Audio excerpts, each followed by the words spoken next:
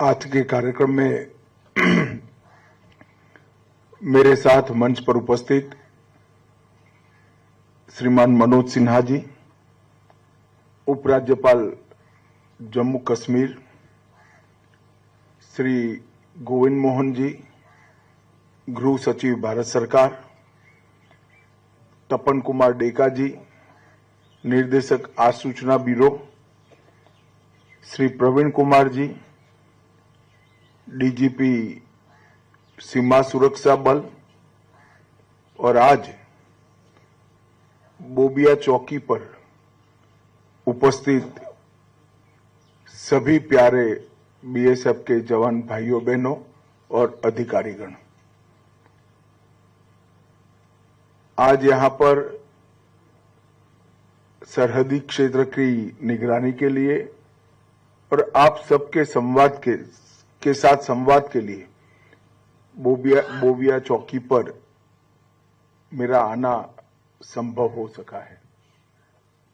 मैं जब भी बीएसएफ की चौकी पर जाता हूं, बॉर्डर पर जाता हूं, चाहे कच्छ का रेगिस्तान हो, चाहे राजस्थान का रेगिस्तान हो, चाहे जम्मू कश्मीर का क्षेत्र हो, हमेशा आप सभी से कर्तव्य बोध और कर्तव्य निर्वहन दोनों गुणों को सीख कर वापिस जाता हूं कि अपने मन के अंदर लगन के साथ कर्तव्य का निर्वहन कैसे करते हैं, इसका सबसे उत्कृष्ट उदाहरण सभी सेवाओं में अगर कोई है तो बीएसएफ के मेरे जवान हैं जो सीमा पर लगे रहते हैं। और ये भाव 60 साल के आपके पराक्रम युक्त इतिहास के कारण देश भर के जनता के अंदर भी आप सृजित कर पाए हैं। शायद आपका इतना संपर्क नहीं आता होगा, परंतु आज जब मैं बोबिया चौकी कठुआ पर आया हूं और कुछ सोशल मीडिया में मैं पोस्ट करूंगा, इसके नीचे की कमेंट्स आप जरूर पढ़ना। इसके नीचे की कमेंट देश के गृह मंत्री के लिए एक भी नहीं होती है, सारे के सारी कमेंट्स मेरे सीमा प्रहरियों के लिए होती है, इनकी बहादुरी और त्याग तपस्या के लिए होती है। ये बहुत बड़ी बात है। बीएसएफ ने 6 दशक में 1 महावीर चक्र, 2 कीर्ति चक्र, 15 वीर चक्र, 13 शौर्य चक्र और अनेक प्रशासनिक सम्मान प्राप्त किए हैं। देश की सीमाओं पर जब जब भी अतिक्रमण का भय आया, घुसपैठ का भय आया, बीएसएफ एक अभेद दीवार बनकर सटा रहा, अड़ा रहा और देश को सुरक्षित करने का काम किया है। अभी अभी ऑपरेशन सिंदूर में बीएसएफ के शौर्य और वीरता एक प्रकार से 6 दशक के इतिहास में स्वर्णिम अध्याय बनकर रहा है।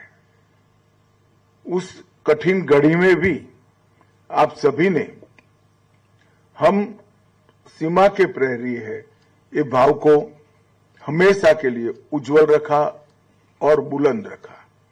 118 पोस्ट और 3 आतंकी launch pad Jammu Kashmir frontier ने ध्वस्त किए और इसके लिए सब इंस्पेक्टर मोहम्मद इम्तियाज अहमद और सिपाही दीपक चिंगखाम उनको सर्वोच्च बलिदान के लिए वीर चक्र से भी सम्मानित किया गया है।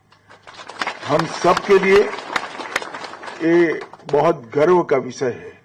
16 गैलेंट्री मेडल और अनेक प्रशंसा पत्र इसी दौरान हमें प्राप्त हुए हैं। जैसे आप सभी लोग यहीं सीमा पर तैनात हैं, देश के अंदरूनी हिस्सों में भी, चाहे मणिपुर का दुर्गम क्षेत्र हो, नॉर्थ ईस्ट के कुछ क्षेत्र हो, या विशेष कर ओडिशा और छत्तीसगढ़ के लाल आतंक से पीड़ित माओवादी क्षेत्र हो, बीएसएफ को जहां जहां लगाया आपने अपने वीरता के परचम वहां पर भी गाड़े हैं और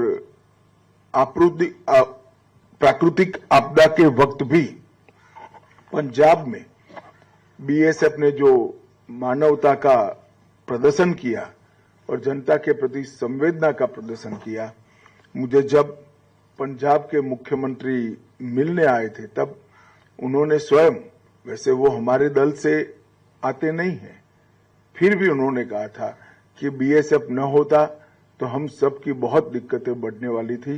ये बाढ़ में बीएसएफ ने पंजाब के नागरिकों की बहुत सेवा की है, बहुत मदद की है। हम सबका एक साझा दायित्व है कि सीमाओं को चौक चौबंद और सुरक्षित रखना।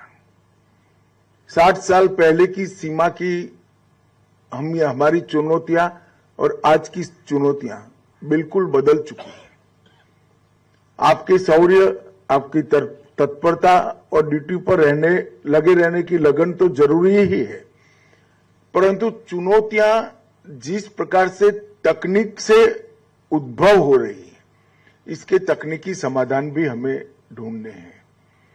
बीएसएफ के 60 वर्षों की गौरवमयी यात्रा के 61वें स्थापना दिन पर जब मैं कार्यक्रम में गया था, तब मैंने कहा है कि बीएसएफ का 61वां वर्ष बीएसएफ के मॉडर्नाइजेशन और बीएसएफ के जवान और उनके परिवारजनों के कल्याण का वर्ष बनाया जाएगा। गृह मंत्रालय में एक टीम ये दोनों चीजों पर काम कर रही है। बीएसएफ के जवान के कल्याण के लिए भी हम एक विशिष्ट योजना लेकर आएंगे और पूरी बॉर्डर सिक्योरिटी का जो काम है उसको तकनीक के आधार पर मॉडर्नाइज कर आपकी सहायता कैसे की जा सके, इसके लिए भी भारत सरकार बहुत बड़ी राशि खर्च करने वाली है। मैं ऐसा करता हूं कि बॉर्डर इंफ्रास्ट्रक्चर और प्रयुक्त उपकरण आपको ड्यूटी निभाने में बहुत मददरूप होंगे और आप आपकी ड्यूटी का अच्छे तरीके से निर्वहन कर पाए, इसके लिए आपकी कठिनाइयों को भी कुछ हद तक वो कम करेंगे। सभी जवानों को मेरी अनंत अनंत शुभकामनाएं हैं। पूरा देश आपके कर्तव्य के निर्वहन के भाव के कारण ही चैन की नींद सो रहा है और सुरक्षित महसूस कर रहा है। मैं फिर से एक बार 60 साल में बीएसएफ के जितने भी जवानों ने वीर गति प्राप्त की है, वो सभी को मन पूर्वक श्रद्धांजलि देकर मेरी बात को समाप्त करता हूं। वंदे मातरम। भारत माता की जय।